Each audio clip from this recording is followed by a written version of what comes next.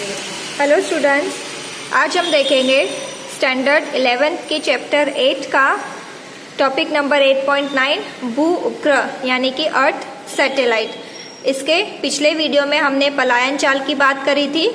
यहाँ पे हम समझेंगे भू उपग्रह क्या होता है और उसके आवर्त काल का सूत्र क्या होता है।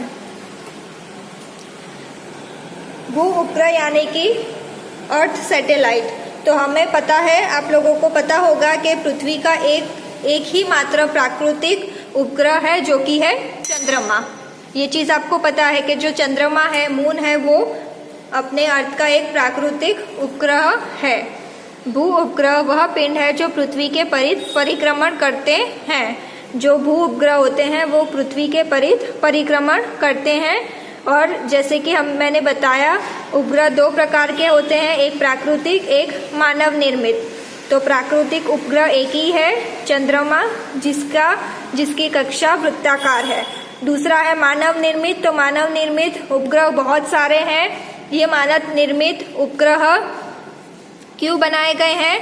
क्योंकि हमें अलग अलग चीजों की इंफॉर्मेशन मिलती रहे, हमारा जो कम्युनिकेशन है वो अच्छे से होता रहे, उसकी वजह से अलग अलग तरीके से मानव निर्मित भू उपग्रह बनाए गए हैं। उपग्रहों की पृथ्वी के परिध कक्षाएं वृत्ताकार अथवा दीर्घ वृत्ताकार होती है। उपग्रहों की कक्षाएं क्या होती है, वृत्ताकार या दीर्घ वृत्ताकार। ये जो मानव निर्मित भू उपग्रह है वही हमें बताता है कि बारिश कब आने वाली है, कौन सी जगह का मौसम कैसा है, ये सब हमें पता चलता है मानव निर्मित भू उपग्रह से, इसीलिए उसका निर्माण हुआ है। अब जैसे कि हम आते हैं अपने डेरिवेशन पे, जैसे कि हमें पता है कि अभिकेंद्र बल क्या होता है। अभिकेंद्र बल मतलब जो केंद्र की तरफ आकर्षित करता है उसको बोलते हैं हम अभिकेंद्र बल। तो उसका सूत्र क्या होता है, Fc = mv²/r। c मतलब कि सेंट्रीपिटल। अभिकेंद्र को बोलते हैं इंग्लिश में सेंट्रीपिटल, इसलिए यहाँ पे लिखा है Fc = mv²/r mv²/re+h। re+h क्यों लिखा? क्योंकि केंद्र से, पहले हम देख चुके हैं, केंद्र से पृष्ठ तक की त्रिज्या हो गई re और पृष्ठ से किसी बिंदु की ऊंचाई हो गई h। तो इसलिए ये टोटल हो गया re + h। h क्या है? भू उपग्रह की पृथ्वी से दूरी। यह बल कक्षा के केंद्र की ओर निर्देशित है। अभिकेंद्र बल का मीनिंग ही यही होता है कि वो केंद्र की तरफ होता है। अब बात करते हैं गुरुत्वाकर्षण बल की। तो उसका सूत्र क्या है, Fg = g me/re+h का स्क्वायर।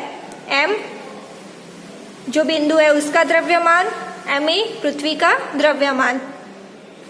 अब ये दोनों बल है तो दोनों को समान देखते हैं। तो Fc = Fg, दोनों का सूत्र लिखते हैं, Fc mv²/re+h = Fg कितना होगा, g me/re+h का स्क्वायर। re+h और एक re+h कैंसल हो जाएगा, m कैंसल हो जाएगा, तो क्या बचेगा यहाँ पे, v² = g me/re+h। ये स्क्वायर इधर जाएगा तो स्क्वायर रूट होगा, तो v = √g me/re+h। नेक्स्ट, ये क्या है, इतने वेग से भू उपग्रह पृथ्वी के परिक्रमण करते हैं। तो इतने वेग से जो हमारा उपग्रह है वो पृथ्वी के परिक्रमण करते हैं। नेक्स्ट आता है इसमें, भू उपग्रह गोलाई में होता है तो उसका क्षेत्रफल 2πr होगा। अब यहाँ पे r क्या होगा, re+h। तो आवर्तकाल हम लिखेंगे t = 2πre+h/v। v क्या है, जो वेग हमने निकाला वो, तो 2πre+h, उसका सूत्र लिखते हैं √g me × √re+h। तो ये 1 है, ये 1/2, दोनों को जोड़ेंगे तो 3/2 होगा। 2πre+h 3/2 √g me, ये होगा। अब हम केस की बात करते हैं। तो अगर h छोटा है re से तो re+h में h निकल जाएगा, re बचेगा। तो ये सूत्र क्या बन जाएगा, t = 2π√re³ /g me। क्योंकि ये 2 निकल जाएगा, ठीक है। स्क्वायर रूट है तो वो यहाँ पे आ गया है। तो ये अब यहाँ पे हम क्या लिखेंगे, जी का सूत्र हम पता है, G is equal to G M E upon R E square. G M E है और इसमें से आर ई स्क्वायर ले लेते हैं तो एक आर ई बचेगा, तो एक आर ई लिखा और नीचे लिखा जी। तो आवर्त काल का सूत्र हमें क्या मिला, T is equal to 2 pi square root R E upon G. अब बात करते हैं हम कक्षा में गतिशील उपग्रह की ऊर्जा के बारे में।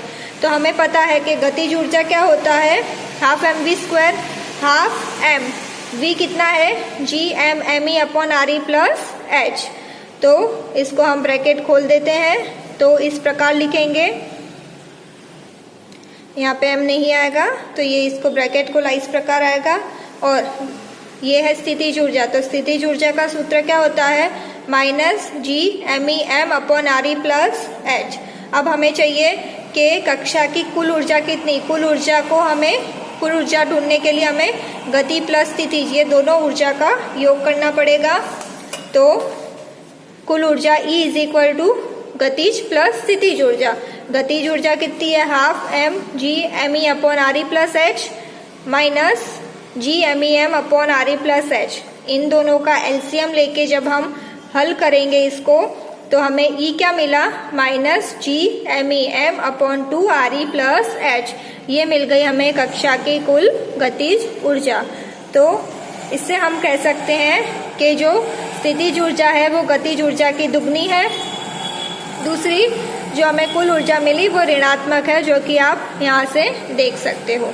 तो ये बात हो गई भू उपग्रह की, इसमें हमने आवर्तकाल का सूत्र निकाला और कक्षा की कुल ऊर्जा कितनी होती है वो निकाला है। तो आपको मेन कंक्लूजन ये याद रखना है कि स्थितिज ऊर्जा गतिज ऊर्जा की दुगनी है और कुल ऊर्जा ऋणात्मक है, ठीक है। तो ये हो गया हमारे पास, ये पढ़ लिया हमने कक्षाओं के बारे में, उसकी ऊर्जा के बारे में।